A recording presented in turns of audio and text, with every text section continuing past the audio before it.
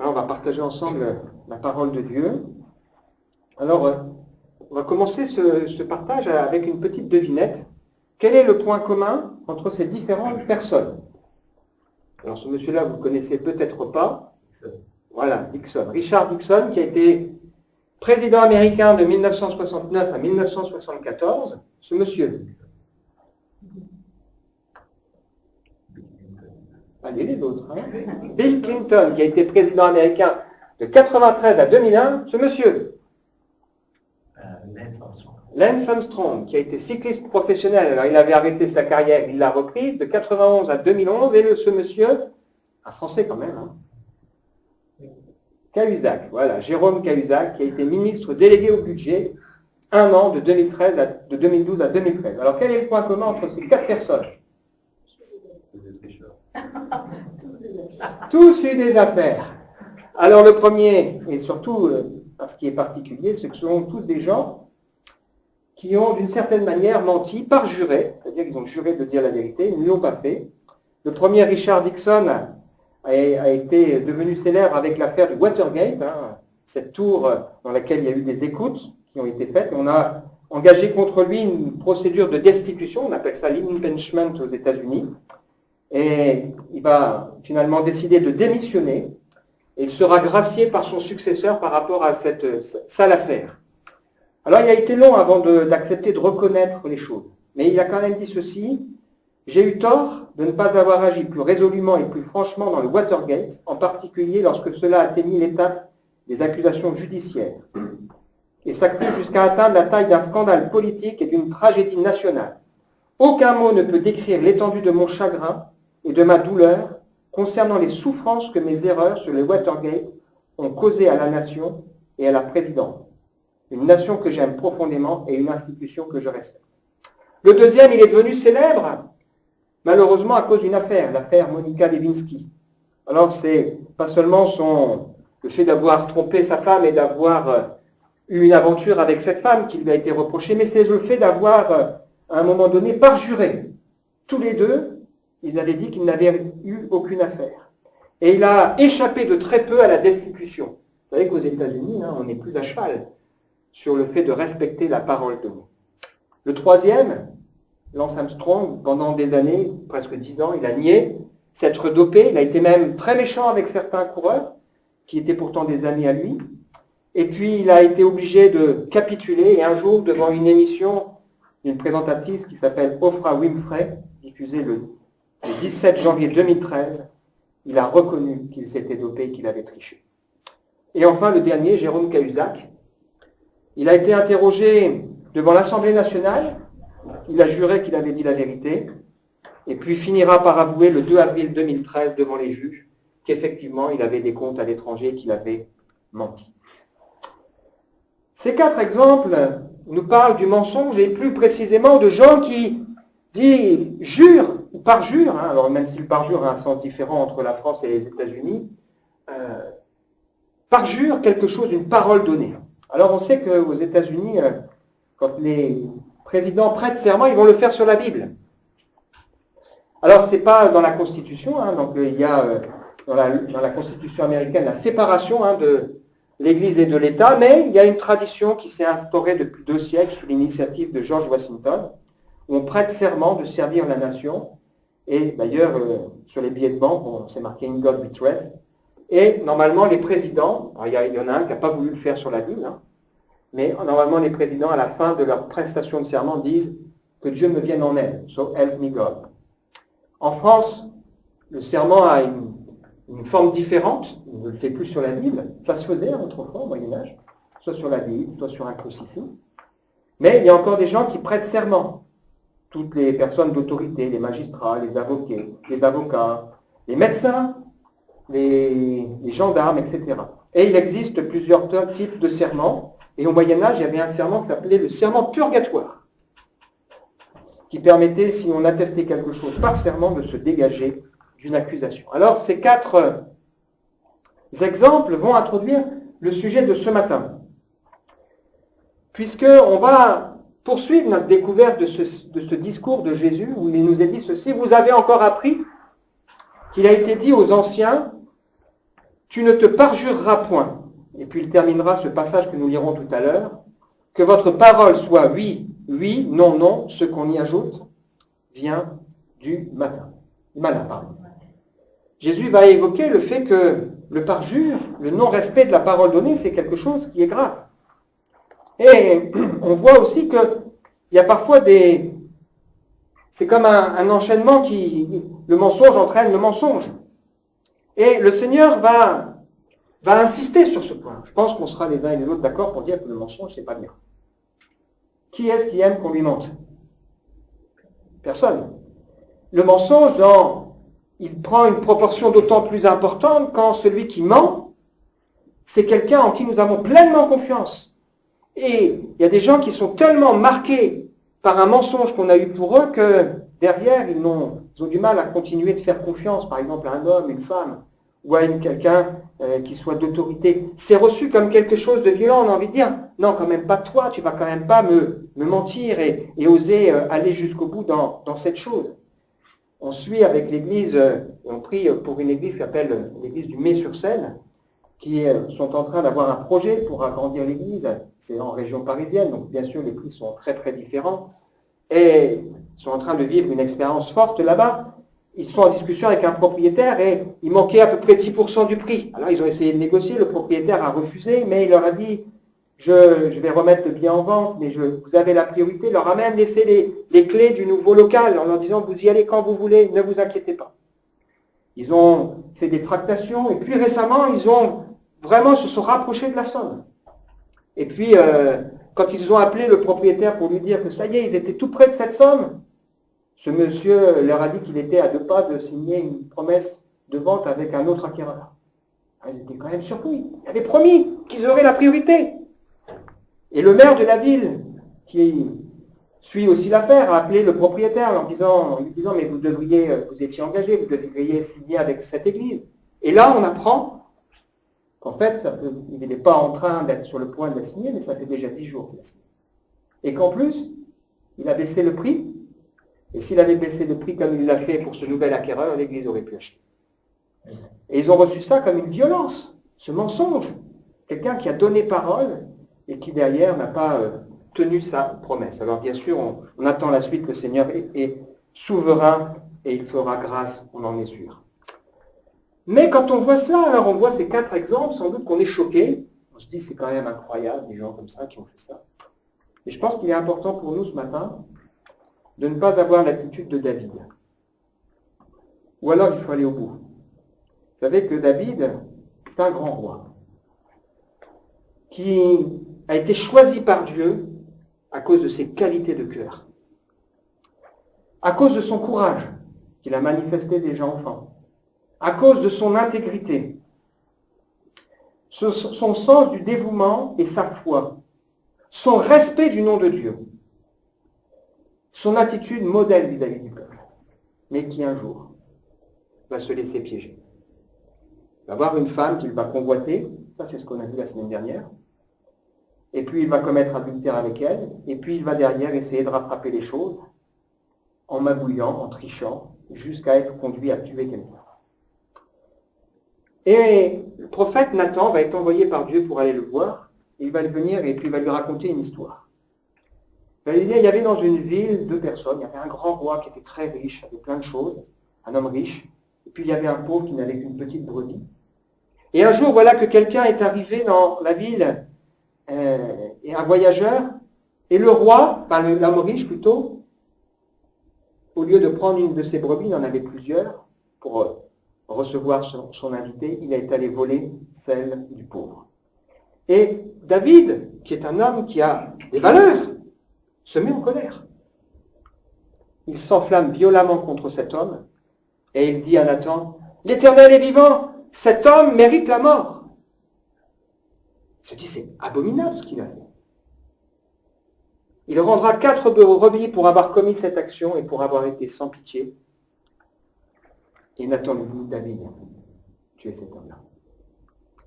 Et donc quand on entend ces histoires-là, on peut facilement juger, mais il ne faut pas qu'on ait l'attitude de David. Il faut réaliser que les uns et les autres, nous sommes des hommes pécheurs. Le Seigneur Jésus a introduit le passage que nous sommes en train de lire. Il y a plusieurs exemples qu'il donne par ces mots. Je vous le dis, si votre justice ne surpasse celle des scribes et des pharisiens, des hommes religieux, vous n'entrerez pas dans le royaume des cieux. Vous avez entendu dire des choses, mais moi je vais vous expliquer quelque chose. Et il va derrière soulever plusieurs couvercles. C'est une image qu'on a prise. On sait que parfois dans la vie des gens, dans nos vies, il peut y avoir des casseroles. Et le Seigneur soulève ce couvercle pour regarder ce qu'il y a et nous montrer, nous pointer du doigt ce qu'il y a dans nos cœurs. Une casserole, parfois on refuse de la régler les choses, on met un couvercle dessus pour plus y penser, mais si on attend trop, à un moment donné, elle finit toujours par déborder. Vous avez entendu dire tu ne tueras point. Okay. Mais moi je vous dis, vous ne devez pas avoir de haine, de colère dans votre cœur. Et peut-être qu'on a envie de dire, ah ben non, tuer c'est grave, hein. Mais est-ce que parfois il ne peut pas nous arriver d'avoir de la haine et de la colère? Tu ne commettras pas d'adultère. Ah ben on peut dire oui, ben moi j'ai...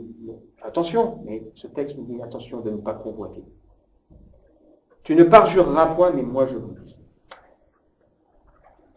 J'ai eu la chance de naître dans une famille où la vérité était de mise. Même si mes parents n'étaient pas chrétiens au sens où on l'entend, il y avait une notion de vérité à la maison.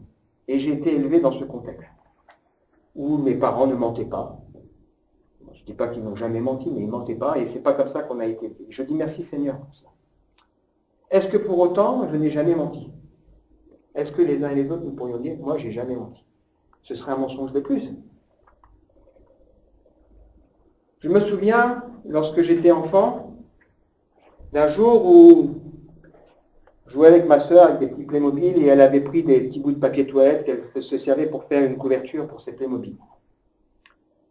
Et puis moi, je ne sais pas ce qui m'a pris, c'était 5-8 ans peut-être. J'ai entourtillé le rouleau autour de ma main, je l'ai jeté dans la cuvette et j'ai bouché les toilettes. Quand mon père est rentré, mon père était sévère, il était furax. Furax. Et qu'est-ce que j'ai dit? C'est pas moi, c'est ma sœur, regarde, elle joue avec les papiers toilettes. Et j'ai laissé accuser ma sœur, qui a été punie, mais les parents, ils sont quand même intelligents, ils ont compris que sans doute, ce n'était pas tout à fait comme ça que les choses se sont passées. Je me souviens que quand j'étais couché ce soir-là, ma mère est montée, parce que mon père nous avait punis, me dit, Raphaël, est-ce que c'est toi qui as fait la bêtise? Non, c'est pas moi. Elle m'a posé une question qui m'a choqué à vie. Elle m'a dit, est-ce que tu serais prêt à le promettre sur le petit Jésus? J'ai promis sur le petit Jésus que je n'avais pas fait ça. Pourquoi? Parce que j'ai eu peur. Et il a fallu derrière, bien sûr, les choses sont venues à la lumière. Est-ce que c'est le seul exemple de ma vie? Malheureusement, non. Je pense, quelqu'un de particulièrement droit, j'ai mes forces de marcher avec le Seigneur, mais il m'est arrivé dans ma vie, dans la peur, de parfois ne pas tenir parole. Je me souviens une fois, quand j'étais jeune homme, j'avais des ennuis de santé, je vais voir le médecin, et le médecin, il me parle de ma petite copine, et j'ose pas dire que j'ai pas d'amis. Et je laisse les choses. Voilà. J'étais pourtant déjà chrétien. Et j'ai dû retourner un jour chez le médecin pour lui dire, monsieur, je vous ai menti, je n'ai pas dit la vérité. J'ai pas osé dire la vérité. J'ai pas osé dire qu'en tant que chrétien, je me réservais pur pour le mariage, etc. etc. Et là, j'ai dû avouer les choses. Et c'est pas facile de mettre les choses en lumière. Le mensonge, c'est quelque chose de grave. Le parjure, c'est quelque chose d'ignoble. Mais on ne veut pas avoir l'attitude de David et considérer que tous ces sujets ne nous concernent pas. Le Seigneur révèle ça pourquoi? Parce qu'il veut à un moment donné convaincre chacun de pécher. Pas seulement que de temps en temps, mais que nous sommes des pécheurs. Et la conviction de péché, elle est importante. Parce que sans conviction de péché, on ne peut pas avoir la compréhension de qui est Jésus. Le Saint-Esprit vous convaincra de péché parce qu'il ne croit pas en moi. Quel est le rapport? C'est que si on est convaincu de péché, on réalise que vraiment devant Dieu, on est sale, souillé. On réalise que le seul moyen pour nous d'être sauvés, c'est Dieu qui a envoyé son Fils Jésus-Christ. De justice, parce qu'un jour, tous les couvercles de nos vies seront soulevés. Parce que Jésus-Christ à payer pour nous, et de jugement, parce que le prince de ce monde est déjà jugé. Il ne faut pas y croire qu'un jour nous échapperons à la justice et à toutes ces mauvaises choses. Alors, je sais que certains n'ont pas eu la même chance que moi de naître dans une famille où on est droit de cœur.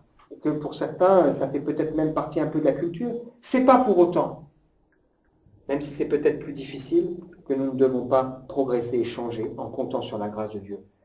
Parce que le Seigneur, dans sa grâce, veut nous pardonner, mais sa grâce aussi nous transforme. Elle transforme notre cœur et elle nous conduit dans la vérité. Nous conduire à la repentance, à la foi et à sa grâce. Pourquoi ? Parce que si celui à qui on pardonne peu, il aime peu.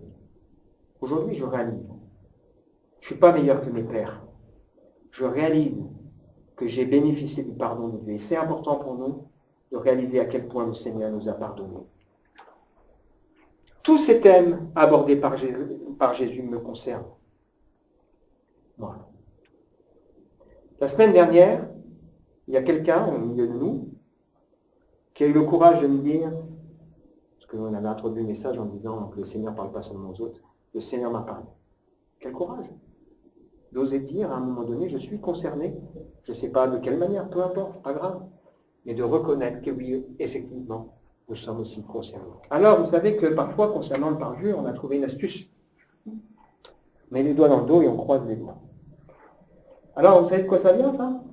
C'est que, on dit aussi, je croise les doigts pour dire que tout va bien se passer. En fait, c'est une expression qui est d'origine anglaise, où normalement, quand les gens ils prêtaient serment, avec les deux index, chacun croisait les doigts pour former une croix, pour que le Seigneur bénisse, et pour éloigner le mauvais sort. Et quand les gens mentent en mettant les mains dans le dos, c'est une façon inconsciente, mais ça vient de là, de dire qu'il n'y ait pas de conséquences, qu'il n'y ait pas de mauvaises histoires suite à mon mensonge. J'échappe à mon jugement, d'une certaine manière. Mais on peut croiser autant de fois qu'on veut les doigts. Si on a menti, le Seigneur est celui qui connaît et qui sait toutes choses. Être un homme, être une femme de parole, parce que le Seigneur veut transformer nos cœurs. On lit ce texte, et on va le faire sur la même base que la semaine dernière. La semaine dernière, je donnais un petit truc pour cheminer dans la découverte d'un texte. C'est le mot coca. On regarde le contexte, on observe, on comprend et on applique. On va lire ce texte. Matthieu, chapitre 5, versets 33 à 37. Vous avez encore appris qu'il a été dit aux anciens, tu ne te parjureras point, mais tu t'inquiéteras envers le Seigneur de ce que tu as déclaré par serment. Mais moi je vous dis, de ne jurer aucunement, ni par le ciel, parce que c'est le trône de Dieu, ni par la terre, parce que c'est son marchepied, ni par Jérusalem, parce que c'est la ville du grand roi. Ne jure pas non plus par ta tête, car tu ne peux rendre blanc ou noir un seul de tes cheveux. Que votre parole soit oui, oui, non, non. Ce qu'on y ajoute vient du mal. Alors, premièrement, le contexte. J'ai déjà dit beaucoup de choses, donc je ne vais pas forcément être très long, mais le Seigneur est en train de nous parler de la vraie justice. Cette justice qu'il attend pour pouvoir entrer dans le ciel. Pour les hommes de l'époque, les juifs, les religieux, c'était le summum de la justice. Il dit, ça ne suffira pas, les amis. Il faut être couvert par une justice bien plus importante. Et à travers ce texte, le Seigneur s'adresse à des hommes et des femmes qui connaissent la loi, qui connaissent les choses de Dieu, pour les amener à comprendre qu'il y a des choses à changer dans leur cœur. Regardez le cœur. Il reproche une habitude qui a été prise, avec des serments qui étaient faits de manière légère. Pour les hommes de l'époque, on prêtait serment, mais suivant l'endroit où on posait les conséquences du serment, ça n'avait pas le même poids. Si on disait « je te promets, je te jure », bien sûr, Jérusalem, c'était une chose. Si on jurait sur sa tête, c'était autre chose. Si on jurait sur Dieu, en prenant Dieu à témoin, c'était encore autre chose. Remarquez qu'aujourd'hui, il y a des gens qui font ça. Hein. Je te jure, c'est vrai. Allez, jure, sur la tête de mes enfants. Je te jure sur ma tête. Je te jure que c'est vrai. Et en général, quand les gens commencent à être dans ce débat-là, c'est que leur affaire, elle n'est pas forcément très claire. Jésus est en train ici d'expliquer qu'il n'approuve pas cette façon de faire. Il explique que ce n'est pas ainsi qu'on bâtit des relations saines et que devant Dieu, ça ne tient pas. J'ai, en pensant à ce sujet, plein d'anecdotes.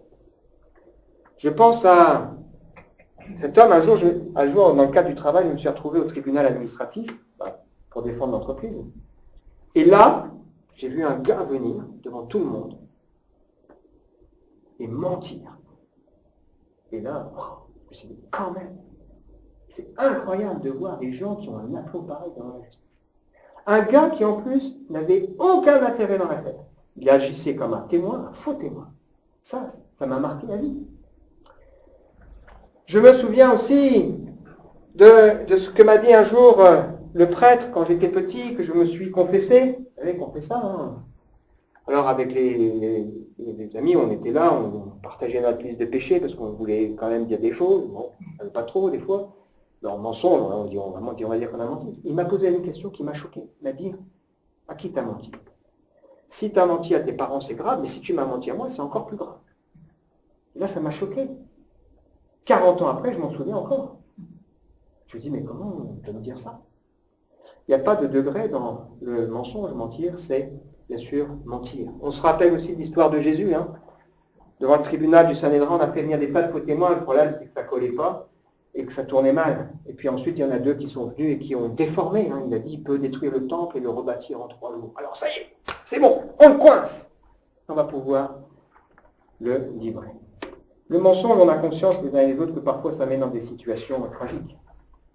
Mais le Seigneur nous amène à regarder plus loin. Je raconte une petite histoire pour vous faire sourire. C'est l'histoire d'un boucher. Il reçoit une dame âgée qui vient le voir. Elle est toute heureuse parce qu'elle reçoit ses enfants à manger. Alors elle vient commander un poulet. Et c'est le soir, il va dans l'arrière-boutique, il n'y a plus qu'un poulet. Il revient avec son poulet, il le pèse, 1,3 kg. Alors la grand-mère réfléchit, elle dit, ah ouais, il est quand même un peu juste. Vous n'en auriez pas un plus gros? Alors lui, il ne se démonte pas. Il reprend le poulet, il repart dans l'arrière-cuisine. Il n'y en a plus. Il reprend le même, il revient, le pose sur la balance, et avec son doigt, il appuie. 1,7 kg. La dame, elle réfléchit. Elle dit, écoutez, finalement, je prendrai les 2. Et c'est vrai que quand on ment, on peut se retrouver dans des situations tragiques, compliquées. Mais le Seigneur nous dit, au-delà de cela, il veut nous amener à regarder plus loin et à regarder nos cœurs. Observez. Il y a dans ce passage 4 parties. Ce que les gens ont appris, ce qu'ils savent. Mais Jésus qui vient derrière et qui dit, c'est différent, il faut aller plus loin. Moi, je vous dis de regarder autrement les choses. Je dis qu'il ne faut pas se comporter de cette manière, il ne faut pas se comporter à la légère. Parce que quand on prend un serment, lequel que soit ce serment qu'on prend, Dieu de toute façon est toujours témoin des choses. Toujours témoin des choses. Il y a ce premier texte qui dit on a décidé de s'acquitter envers le Seigneur de quelque chose et par serment, puis on abandonne. Combien de gens ont fait cette prière? Oh Seigneur, si tu me bénis, oh, je te donnerai ma vie. Seigneur, si tu me bénis, je viendrai à l'église. Seigneur, si tu me bénis, machin, je m'engage devant Dieu. Et combien de gens n'ont pas tenu leurs promesses et leur engagement devant le Seigneur? Et le premier point nous dit, tu promets de t'engager devant le Seigneur? Et c'est marrant de voir que, malheureusement, souvent, les choses qu'on peut prendre devant Dieu, c'est plus facile de les oublier et de les abandonner. Comme si le Seigneur ne voyait pas. Donc Jésus va plus loin que la loi. Et il nous dit qu'un jour, les choses seront mises à la lumière. Et il nous invite à ne pas regarder les choses à la légère. Il pointe du doigt des comportements qui sont insensés. Qu'est-ce qu'on peut faire au ciel? Qu'est-ce qu'on peut faire à la ville? Qu'est-ce qu'on peut même faire à notre tête? Puisqu'on n'est même pas capable de changer la couleur d'un de nos cheveux. Alors bien sûr, on peut faire un shampoing. Mais bien, on a bien compris que ce n'est pas de ça dont il est question. Et le Seigneur nous invite à être des hommes et des femmes de parole qui glorifient Dieu par leur comportement. Il nous montre ici l'importance de la vérité. J'ai toujours fait attention de ne pas mentir à mes enfants. Parce que je sais l'importance de la vérité, l'importance d'être un modèle et un exemple pour eux. Comprendre. Qu'est-ce que le Seigneur veut nous faire comprendre ici? Est-ce que simplement le Seigneur nous dit qu'il ne faut pas jurer? Est-ce que si on arrête de jurer, on aura résolu le problème? Comme la semaine dernière, on disait, si tu as ton œil, on arrache l'œil, est-ce qu'on a résolu le problème? On a toujours le deuxième. Est-ce que c'est ça que le Seigneur veut nous dire? D'autant que dans l'Ancien Testament, on voit que parfois le Seigneur a juré. Dieu qui dit, je jurai dans ma colère, ils n'entreront pas dans mon repos. Ou alors il a encore promis par serment à Abraham, qui a accepté de sacrifier son propre fils, il lui a dit, eh bien, à cause de cela, je jure, par moi-même, dit l'Éternel, parce que tu as fait cela et que tu n'as pas refusé ton fils unique, je te bénirai, je multiplierai ta postérité. D'une certaine manière, même Jésus a juré. Certains disaient ça, quand à un moment donné, devant le souverain sacrificateur, il lui pose cette question, je t'adjure, on se demande de jurer, par le Dieu vivant, de nous dire si oui ou non tu es le Christ, le Fils de Dieu. Et Jésus répond, tu l'as dit. De plus, je vous le déclare, vous verrez désormais le Fils de l'homme assis à la droite de Dieu et venant sur les nuées du ciel.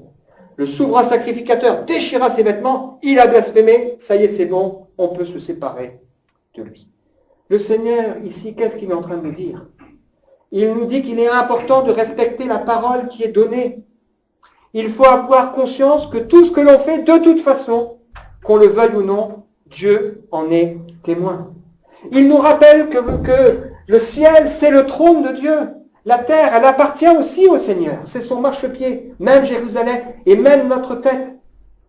Le Seigneur connaît chaque cheveu de notre tête. Ça paraît un détail insignifiant, mais ça nous montre que le Seigneur sait tout de nous dans le moindre détail. Et il nous rappelle aussi que le mensonge vient du malin. Du mal. Et là, c'est peut-être une leçon importante pour nous. Tout ce que le diable nous incite à faire, le mensonge, ça n'a jamais été bon. Le diable est un lion rugissant, il a de mauvaises intentions.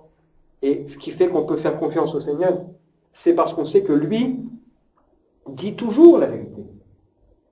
Beaucoup des paroles de Jésus sont introduites par cette phrase « Amen, Amen », ça veut dire « ou en vérité, en vérité ». Oui, oui, d'une certaine manière, je vous le dis. C'est une façon de dire « c'est certain ce que je suis en train de vous dire ». Un texte de l'Épître aux Corinthiens nous dit que Jésus, le Fils de Dieu, a été prêché. Il n'a pas été oui et non, mais c'est en lui qu'est le oui. C'est car pour ce qui concerne les promesses de Dieu, c'est en lui qu'est le oui. C'est pourquoi encore l'amen est prononcé par lui. C'est-à-dire que c'est Jésus qui vient attester et réaliser l'ensemble des promesses de Dieu. Il est le oui de Dieu. Oui, je tiens parole. Il est l'amen de Dieu qui atteste et qui montre que le Seigneur ira jusqu'au bout des choses. Il nous demande d'avoir conscience que Dieu entend, de savoir aussi nos limites.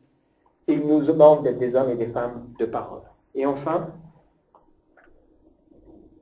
appliquer. Le sens principal est évident. Le Seigneur nous demande de marcher dans la vérité et de ne pas parler à la légère. Il nous rappelle que ce que le Seigneur attend de nous, c'est le parler vrai.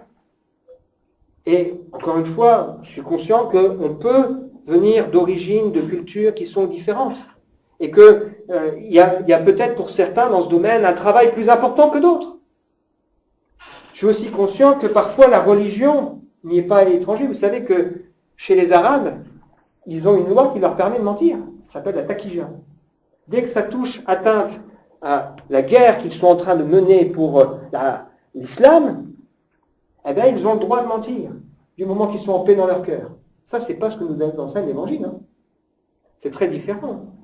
Mais au-delà de ce mot, où peut-être on se dira, moi je ne suis pas vraiment concerné, je fais attention, est-ce que cela, ça ne doit pas nous amener à réfléchir aux engagements que nous avons pris vis-à-vis du Seigneur?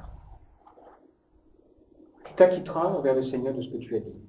Il y a un texte du livre de l'Ecclésiaste qui dit que on ne doit pas, quand on s'approche de Dieu, on ne doit pas offrir le sacrifice des insensés qui parlent sans réfléchir, mais on doit bien écouter aussi, on doit réfléchir à ce qu'on dit devant le Seigneur. Est-ce qu'on ne doit pas réfléchir?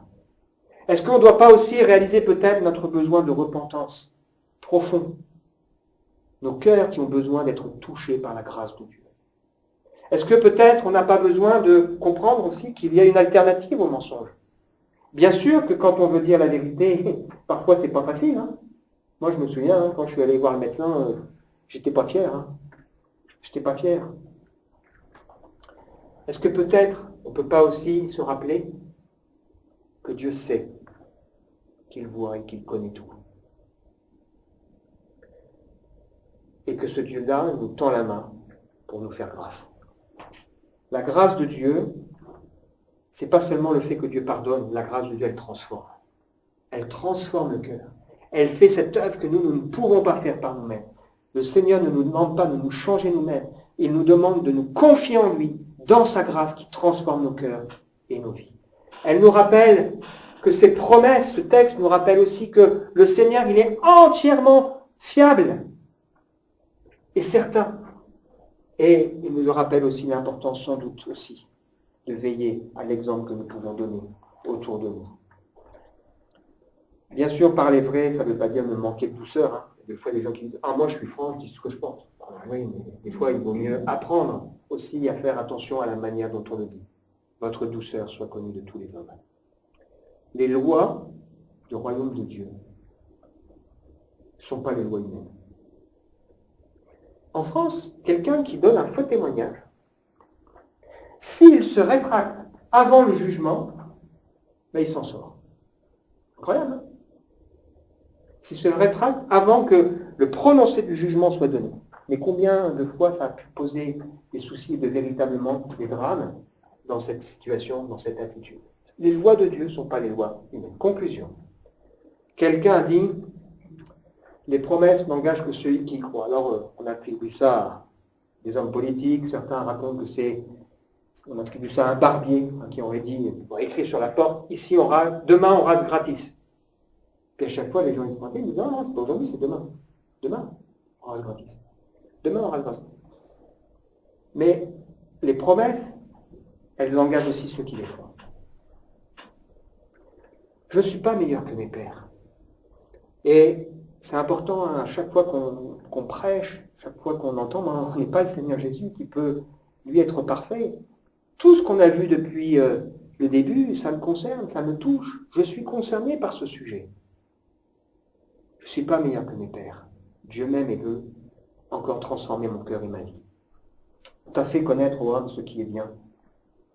Ce que l'Éternel demande de toi, c'est que tu pratiques ce qui est juste, que tu aimes la miséricorde. C'est-à-dire, si moi je réalise que Dieu a dû faire preuve de miséricorde envers moi, si je réalise que parfois mon cœur est sale et que parfois quand j'ai peur, je me comporte mal, je dois aussi comprendre cette situation chez les autres. Non pas l'approuver, mais aimer la miséricorde. Que tu marches humblement avec ton Dieu, avec ce désir, Seigneur, fais-moi grâce et change ma vie. Il y a un golfeur qui est particulièrement connu pour sa mésaventure à l'US Open de 1925. Cet homme, par inadvertance, a touché la balle. Personne ne l'a vu. Et il s'est auto-pénalisé. Il a dit au juge, j'ai touché la balle, je veux un point de pénalité. Et à cause de cela, il a fini deuxième. Et quand les juges sont venus le voir et lui ont parlé, il a dit ceci, vous auriez dû aussi bien me remercier de ne pas avoir braqué une banque. Il n'y a qu'une seule façon de gagner à ce jeu, d'être honnête. Vous savez que s'il avait continué dans sa voie, il aurait gagné, mais il n'aurait pas été satisfait de cette victoire. Il avait au moins cette grandeur de cœur et d'âme. Et je termine avec ce texte de Jacques. Prenez, mes frères, pour modèle de souffrance et de patience les prophètes qui ont parlé au nom du Seigneur. Voici, nous disons, bienheureux ceux qui ont souffert patiemment. Vous avez entendu parler de la patience de Job. Vous avez vu la fin que le Seigneur lui accorda, car le Seigneur est plein de miséricorde et de compassion. Avant toute chose, mes frères, ne jurez ni par le ciel, ni par la terre, ni par aucun autre serment, mais que votre oui soit oui, et que votre non soit non, afin que vous ne tombiez pas sous le jugement. On va prier ensemble.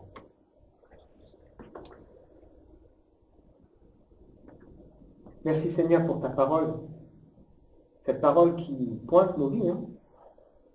Et tu nous invites, par amour, à accepter de soulever certains couvercles pour faire ton œuvre dans nos cœurs, en réalisant Seigneur qu'on n'est pas capable de se changer nous-mêmes. Merci Seigneur pour tes promesses qui sont certaines. Merci Seigneur de m'avoir permis de naître dans une famille où Mes parents m'ont enseigné la vérité. Merci Seigneur aussi pour toutes les fois où tu m'as pardonné malgré mes péchés, toutes ces choses que je n'ai pas réussi à faire. Et merci parce que Seigneur, tu tends la main encore ce matin aux uns et aux autres, parce que tu veux nous conduire dans toute la vérité. Ta parole, Seigneur, est la vérité. Nous croyons aussi que tu es le Dieu véritable. Seigneur, nous voulons apprendre à vivre selon ton cœur, selon tes lois, pour glorifier et bénir ton nom. Amen.